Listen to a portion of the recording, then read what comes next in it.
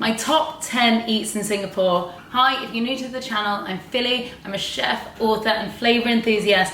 And today's video, I'm going to be sharing the places to eat while dining in Singapore. Everything from budget bites to bougie dinners, I've got it all covered. Plus, I'm going to be sharing how to get a Michelin star bowl of noodles for under £10 without queuing. Do stick around to the end of the video where I share my advice on what I think you must go to while dining in Singapore. Everything from under $10 to a little bit fancy. Let's get into the vlog. So for my first day, I arrived in Singapore and I met up with Maureen, or Miss Chiam Chak. I think I'm pronouncing it right. But do check her out. She is the person to know, and I'm so grateful that I got introduced to her, and she took me to some of the most gorgeous places that we ate at. We started with a Michelin star pork noodle bowl. It was so good. Normally there's a huge queue, so luckily Maureen queued up to get a ticket at 9 AM, so then we got our food at 9:30. She let me sleep in. What a hero. And we got this delicious bowl of noodles. It's the only Michelin star pork noodles in all of Singapore. I'm so excited to taste this. It looks gorgeous.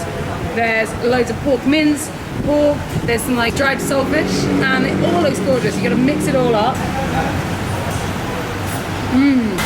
That's amazing. It's rich, it's fatty, it's delicious. I can see why people queue up for so long to get this delicious bowl of noodles. After the pork noodles, we had a classic Singapore breakfast, which is the kaya toast, which is Hello, so we are now in one of the oldest coffee shops in Singapore, and this is our local breakfast. What we have here is the butter coffee, the kaya toast, and the soft boiled eggs. And then I'm just gonna mix it up.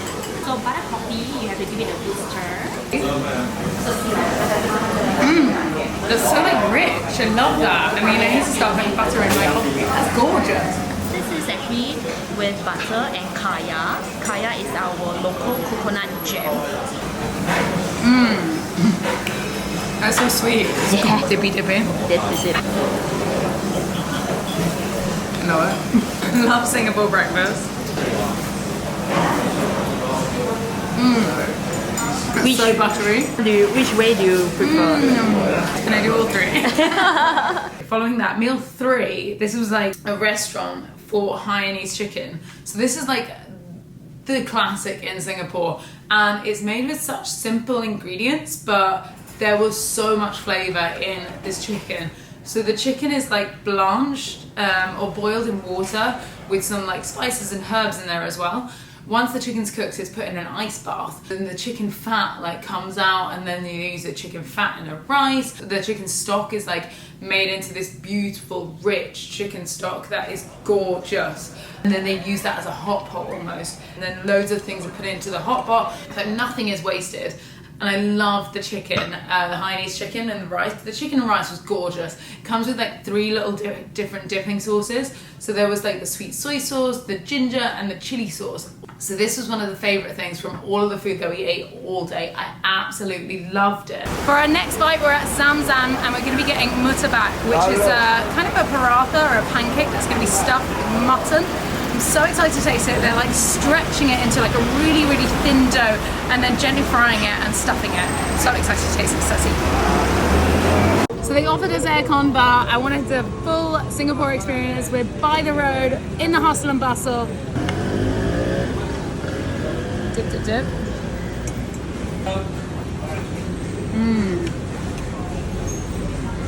I love it.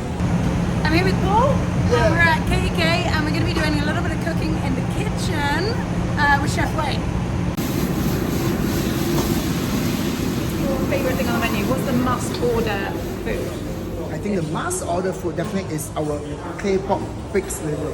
Adventurous, I know, but that's a dish, a recipe from grandparents. So from day 1 till now, nothing has changed. I really want you to try it. Okay, I'm going to taste it.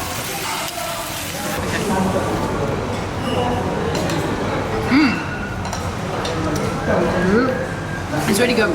I was a bit nervous, I'm not gonna lie. It's quite gamey on the aftertaste, and then like sweet, and then yeah, it's a little bit more rich and very complex. Yeah, really complex. I really like it.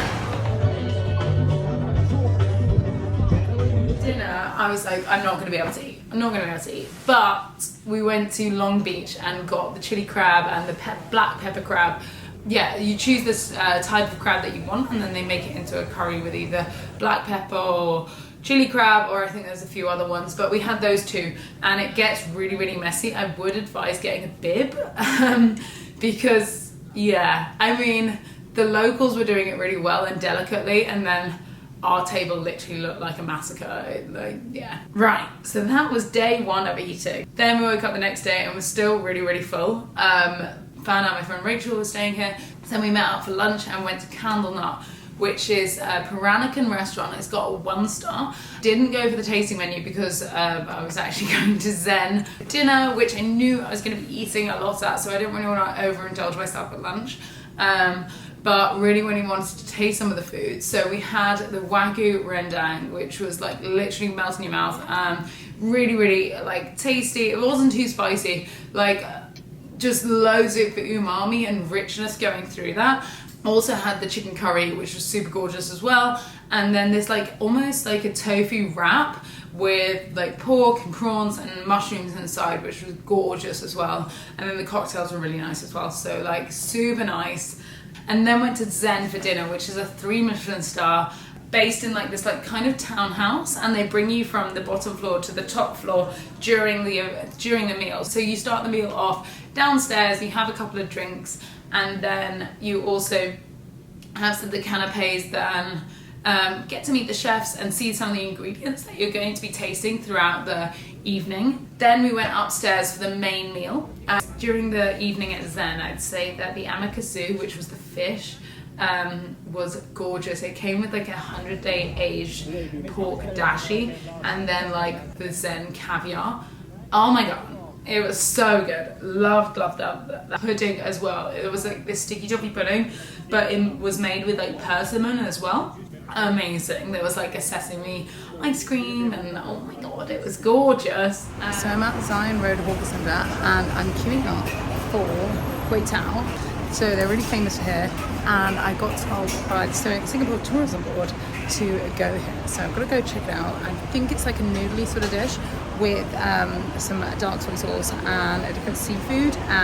So behind the counter, the chef was cooking up these gorgeous noodles. There was loads of clams, Chinese sausage, loads of spring onions, all coated in a really rich dark soy sauce. This was a little bit unusual for Singapore. However, I don't think it's that unusual for my palate. So, I mean, I didn't really think I was so inspired by the dish. But anyway, up to you. On to the next one. Oh my god, Cloud Street Kitchen was insane. I have to say, this was my favorite restaurant while dining in Singapore. It was innovative, it was fun, there was influences from Sri Lanka, and the courses just kept getting better and better throughout the meal. There was these beautiful little snacks to start off with, followed by this amazing pork dish, and then beef. It was gorgeous. I'm gonna say that the lobster was absolutely standout. That broth was insane. The chef, Rishi, was so humble, down to earth, and just such a lovely guy. Then we went upstairs for the main event. I mean, who thinks pudding is the main event? But my gosh, this pudding was insane. There was pickled guava, there was crispy capers, it was gorgeous, and a little bit of rose water. We loved it so much, she brought it for us twice. She is an angel. Yes. Out of everything I ate, there's a few bites that you must try whilst in Singapore. For the budget list, I definitely recommend the Michelin star pork noodles. They're gorgeous. Hill Street Taiwan is amazing. Everything was just so well balanced, and it was just the perfect way to start the day. Zamzam's murtabak was so tasty. I think it's something different that you don't really think of as a classic Singaporean dish, but I loved it. It was chewy. For the bangers, I would definitely say Singapore is known for 2 classic dishes. When I think of Singapore, I think of spicy crab, so I definitely go to Long Beach and just get involved in like eating this delicious crab, and then definitely get some hainanese chicken. The chicken that we had was just so flavorful, and I don't understand quite how they get so much flavor into something so simple. If you're feeling a little bit fancy, I'd definitely say go to Candlenut. We didn't have the tasting menu, but I'll definitely be back to taste that.